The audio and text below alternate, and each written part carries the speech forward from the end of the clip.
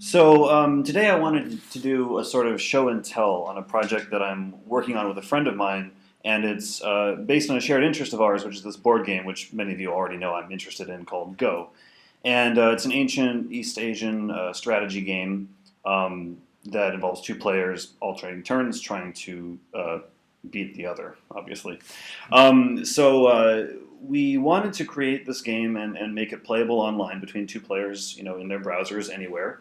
And so we decided we were both interested back when we started in learning about React. So the front end is React, but we didn't want to mess around with a lot of back end and database, stuff and configuration and whatnot. So we looked into Firebase as a very simple, easy to use, out of the box solution for this kind of application. And so the name of our project is Tenuki, which is a Go term which means play somewhere else. So that's the name of our project.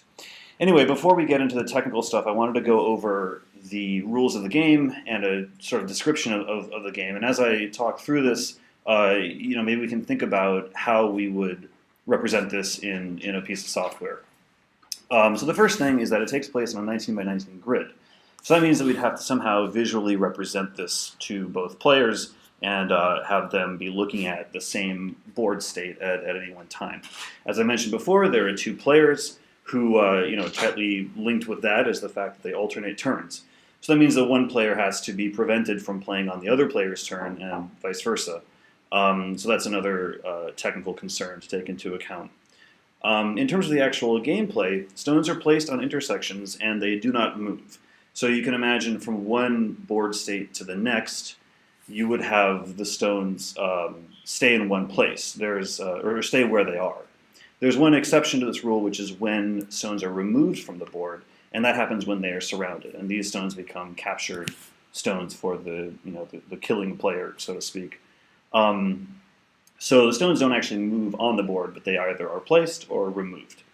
There are two rules that exist in the game, but that we were not considering from the outset because we wanted to keep the scope, manageable when we're just starting to build this from scratch. And one of them is that at the end of the game, territory is counted.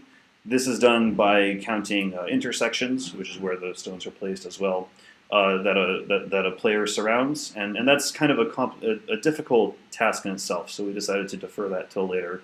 And the other one is a rule called the co-rule, which basically means that the board state cannot be repeated 2 moves in a row. So if black plays one move and then white responds, black cannot play the very same move that he played before, which in the case of a capture can arise in a real game, but it's kind of rare.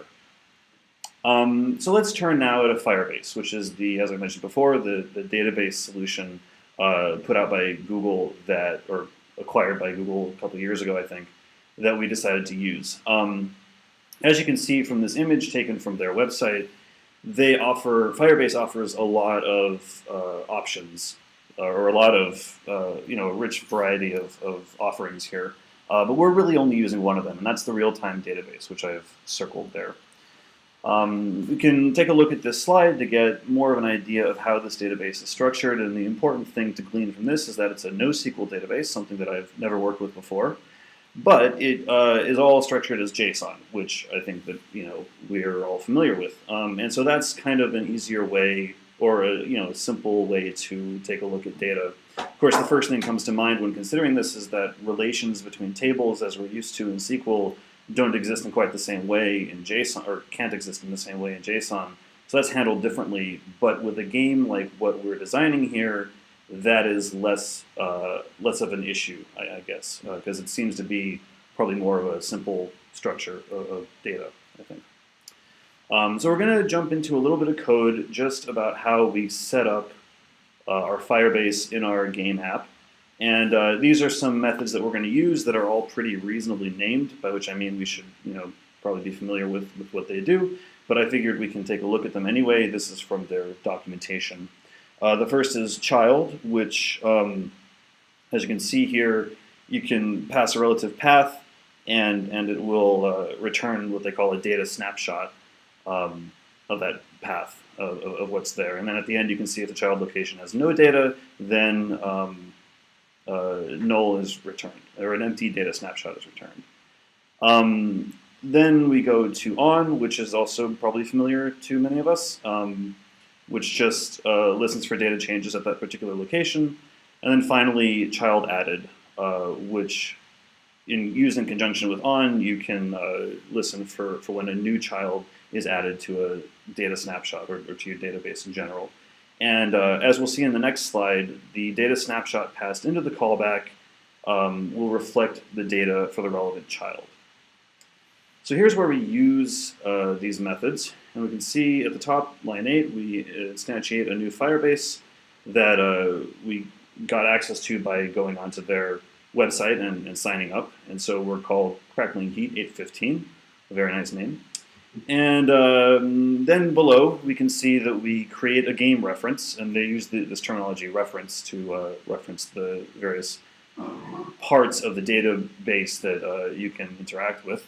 And we can see that it's called games/game ID, which is just a very long number that we generate to differentiate games. So let me move down, and this will be familiar looking to those of us who have used React before.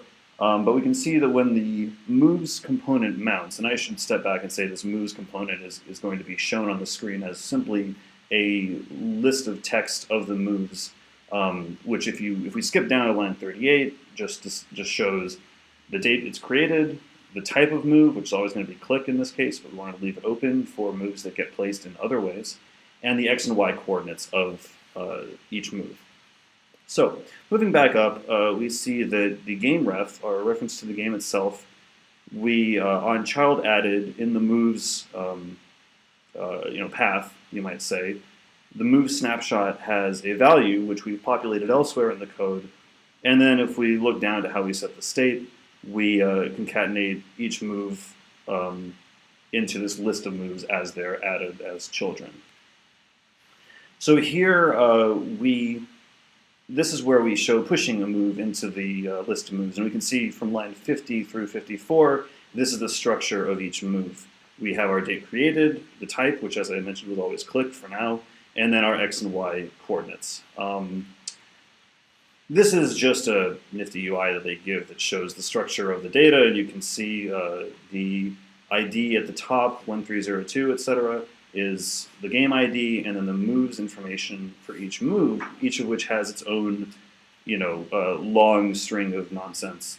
Has date created, type click, x and y. So I've opened up two moves here that happen, one after the other. And this is the end result. This is how the game looks right now. We're not finished with it, not by a long shot actually, but you can see on the right the game ID and then each move that's been placed in this particular game.